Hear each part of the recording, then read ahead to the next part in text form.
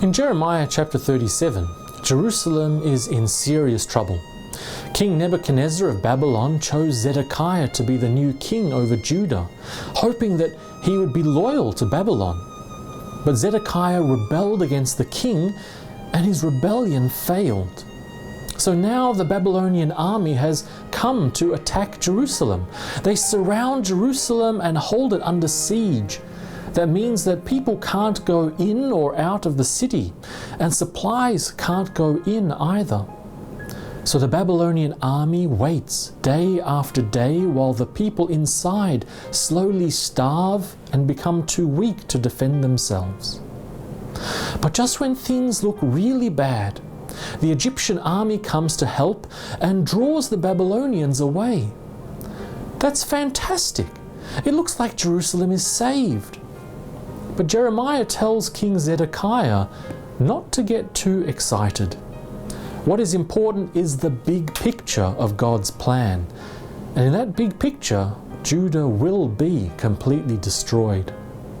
One happy day isn't going to change that. The Babylonians will come back and finish the job. In God's plan, the Israelites were destined for death and destruction. One good thing wasn't going to change that. But for us today, we often find ourselves in the opposite situation. It's so easy for us to have just one bad day and then think to ourselves that our whole lives are going to be a failure. We have one bad day or one bad experience, then throw up our arms and think that's the end of our lives. But things really aren't so bad. One or two little bumps along the way, even one or two big bumps, won't change God's big picture for us. So even though troubles do hurt us, we shouldn't let them depress us. They don't represent God's big picture for us. In the book of Jeremiah, the big picture for the Israelites was a bad one that included death and destruction. Couldn't it be that God's big picture for us is just as frightening? I don't think so.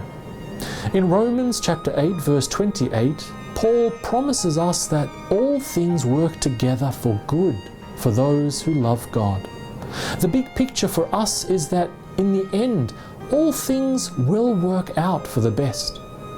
So if things are going well, let's praise God. And if things aren't going well, don't give up. God's good ending for us is still on its way.